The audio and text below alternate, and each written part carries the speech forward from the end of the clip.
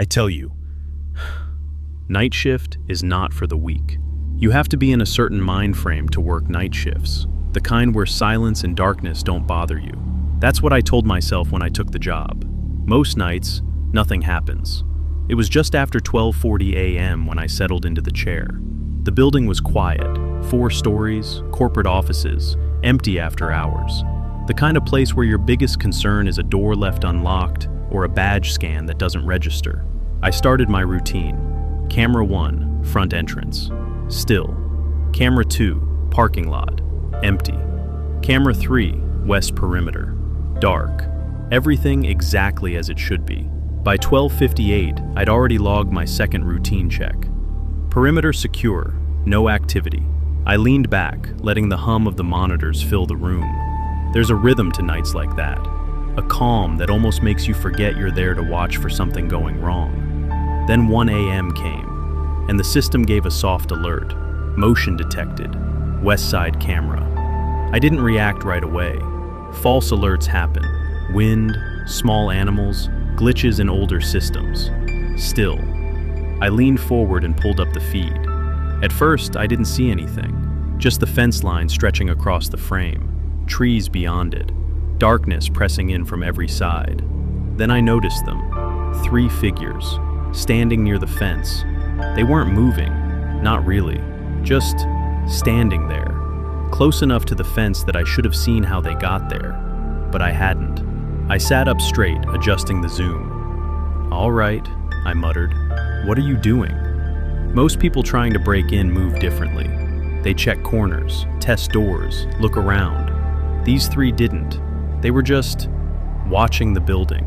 A minute passed, then another. No change, no movement. Just those 3 shapes, fixed in place. Something about that made the room feel smaller. I reached for the radio out of habit. Control check. Any personnel on west side? Static. Of course. I was alone. I switched to a secondary angle. Same spot, same 3 figures, but closer. I frowned. I hadn't seen them move. Did I miss it? I rewound the footage, watched it again, frame by frame. They didn't walk up. They didn't enter from the side. They weren't there. And then they were. A subtle shift ran through me then. The kind you don't explain. You just feel it. I leaned closer to the screen, trying to make out details. Clothing, dark. Height, average. Faces. I couldn't see them, not clearly. Even zoomed in, it was like the light refused to settle on them. At 1:03 a.m., one of them moved, slowly. An arm lifted, not rushed, not hesitant, but intentional. It reached out and rested against the fence. Didn't shake it, didn't test it, just held it. The metal didn't rattle, didn't react. Nothing moved. I swallowed, sitting back in my chair. Okay, maybe they're just waiting. But for what? There was no street on that side, no sidewalk, no reason for anyone to be there at that hour. I glanced at the building map on the wall, west perimeter, tree line, and beyond that, I paused. I hadn't really paid attention to it before, but the property line didn't end at the trees. There was something past it. I switched cameras again, adjusting to the far edge, letting the image brighten, and that's when I saw it. Rows, faint, uneven, headstones, a graveyard. I stared at the screen, then back at the figures, then back at the map. The realization came slowly, too slowly. The camera didn't face a street, it faced that. My chest tightened, because I couldn't remember seeing them come from anywhere else. At 1:06 a.m., all 3 of them moved, at the same time. Their heads turned, not toward each other, not toward the fence, toward the building, toward me. I felt it then, not fear, not yet, just awareness. The kind that settles in your bones before your mind catches up. The screen flickered, just once, a quick distortion, and when it cleared, they were closer. Not by much, but enough. Close enough that I should have seen them walk. Close enough that I knew I hadn't. I didn't go outside, not yet. I just sat there, watching, trying to make sense of it. At 1:08 a.m., one of them stepped forward. This time I saw it. slow, measured, a single step toward the fence. The others followed, in sync. I leaned forward again, heart picking up just slightly. All right, that's enough. I stood up, grabbed my flashlight, told myself I'd check the perimeter, confirm they were just trespassers, and send them off.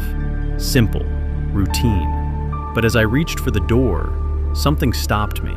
I looked back at the screen, just for a second, and that's when I noticed it. The fence was between us, but they weren't looking at it. They were looking past it, like boundaries didn't apply to them. And for a long time, I couldn't understand something. Why didn't they come in? Then it hit me, something I had been doing, every single shift, without thinking much of it.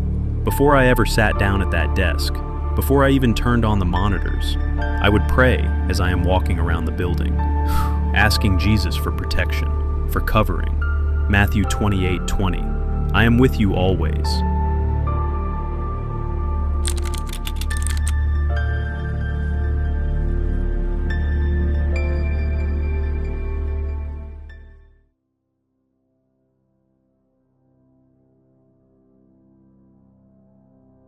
I took the fire lookout job because I love nature, just miles of forest, and a tower, 80 feet in the air. My job was simple: watch for smoke, log coordinates, report anything unusual. Most nights, the forest just slept, or at least, that's what I thought.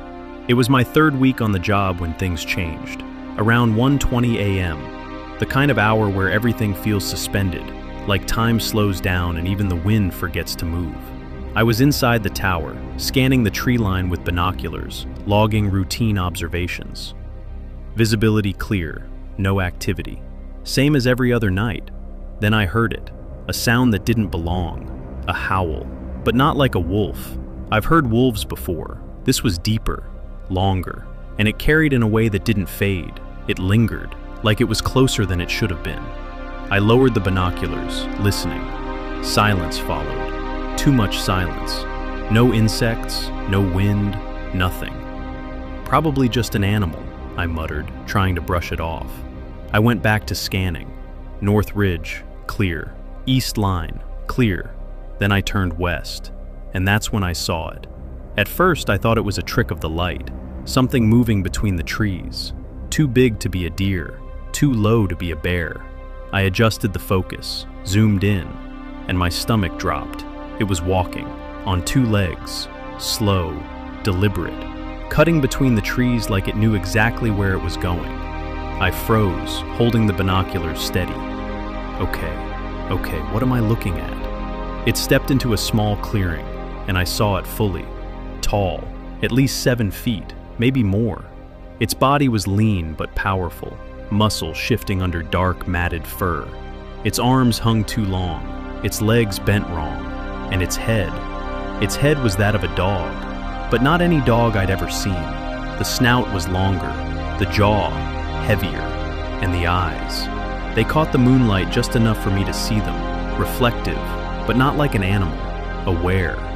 My hands started to shake. Report it, I whispered to myself. Just report it. But I didn't move. I couldn't, because it stopped, right in the center of that clearing. And slowly, it turned. Not randomly, not scanning the forest.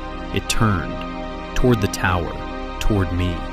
My breath caught, because there was no way it should have known I was there. No light, no sound, nothing. But it knew. The binoculars slipped slightly in my grip as I adjusted them again.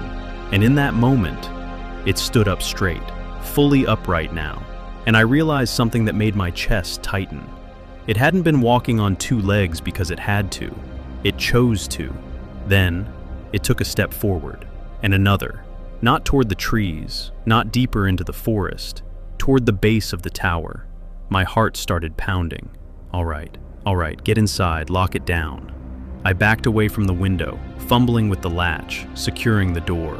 The tower suddenly felt too small, too exposed. Then I heard it. Wood, creaking. From below, something was climbing, slow, heavy, intentional. Each step echoed up through the structure. I backed further into the corner, eyes locked on the trapdoor in the center of the floor. The only way up. The creaking stopped, right beneath me. Silence again. But this time, it wasn't empty. Then, a single sharp scratch, right under the trap door, followed by a low breath. Not panting, not animal, controlled. And then, a voice. Soft, distorted, like it was forcing the sound out. I see you. I didn't move, didn't breathe. Then I heard it drop, heavy. Then the sound of it running, crashing through brush, snapping branches, moving away from the tower as fast as it could. I didn't sleep, didn't move from that corner until the sun came up. And when it did, I packed my things and left. Didn't explain, didn't look back.